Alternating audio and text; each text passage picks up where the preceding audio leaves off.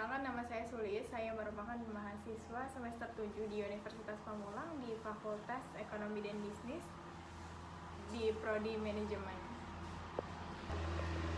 Jadi di video ini saya akan menjelaskan salah satu istilah penting di dunia saham atau pasar modal, yaitu dividen. Mungkin teman-teman juga sudah mengetahui apa itu dividen ya. Jadi selain dari capital gain atau selisih jual beli saham, investor atau pemegang saham juga bisa mendapat keuntungan dari yang namanya dividen. Nah, dividen adalah bagian dari keuntungan perusahaan yang dibagikan kepada para pemegang saham sebagai bentuk imbal hasil atau imbal balik atas investasi mereka.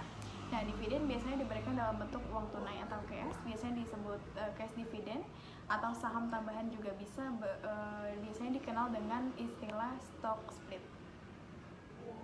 Dividen dibagikan oleh perusahaan berdasarkan jadwal tertentu yang biasanya ditentukan dalam rapat umum pemegang saham atau RUPS. Nah, proses pembagian dividen terdiri atas beberapa tahapan penting yang perlu diperhatikan oleh para investor atau orang pemegang saham. Nah, untuk tahapan dan tanggal penting dalam pembagian dividen itu, yang pertama ada pengumuman dividen, di mana ini adalah tanggal saat perusahaan mengumumkan bahwa mereka akan membagikan dividen. Pada tahap ini, perusahaan juga mengumumkan jumlah dividen per saham, cum date, record date, dan juga payment date. Pengertian dari cum date itu sendiri adalah tanggal terakhir di mana investor harus membeli saham untuk berhak mendapatkan dividen itu. Nah, jika membeli saham pada tanggal ini atau sebelumnya, investor berhak menerima dividen.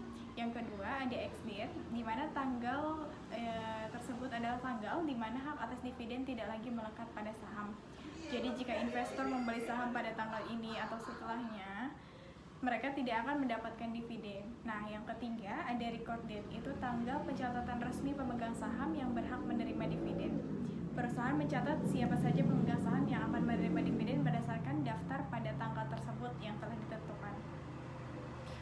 Lalu yang terakhir ada payment date atau tanggal pembayaran dividen, yaitu tanggal di mana dividen secara resmi dibayarkan kepada pemegang saham yang berhak. Nah, dividen bisa dibayarkan dalam bentuk tunai ke rekening investor atau saham tambahan yang ditambahkan ke portofolionya investor.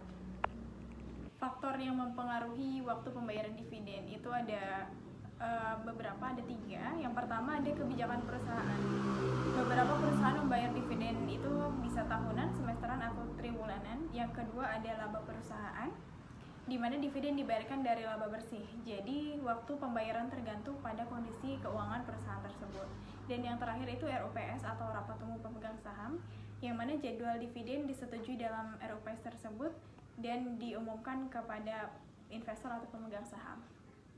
Selanjutnya ada jenis-jenis dividen. Yang pertama itu ada dividen tunai atau cash dividen. Itu dividen yang dibagikan dalam bentuk uang tunai kepada investor. Jadi biasanya perusahaan akan membayarkan dividen tunai 2-4 kali dalam 1 tahun pada umumnya. Yang kedua ada dividen saham, di mana dividen yang dibagikan dalam bentuk saham secara cuma-cuma kepada pemegang saham. Pembagian dividen saham biasanya didasarkan pada peningkatan jumlah pemilik saham, itu nanti sahamnya akan diberikan ke portofolio seorang investor tersebut. Yang ketiga ada dividen properti, itu dividen yang dibagikan dalam bentuk rumah dengan harga yang sama dengan besaran dividen. Yang keempat ada dividen janji hutang, di mana dividen yang dibagikan dengan cara perusahaan membuat janji hutang kepada pemegang saham. Yang kelima ada dividen likuidasi, itu dividen yang dibagikan kepada pemegang saham sebagai pengembalian modal saham. Yang terakhir ada dividen likuidasi, dividen yang dibagikan kepada pemegang saham sebagai pengembalian modal saham. Selanjutnya yang terakhir ada dividen interim, itu dividen yang dibayarkan sebelum rapat umum pemegang saham atau RUPS. Nah, dividen ini bersifat sementara dan didapatkan dari keuntungan perusahaan yang bersifat sementara. Terima kasih banyak, itu saja yang bisa saya sampaikan. Mohon maaf apabila ada kekurangan ataupun kesalahan. Terima kasih banyak. Wassalamualaikum warahmatullahi wabarakatuh.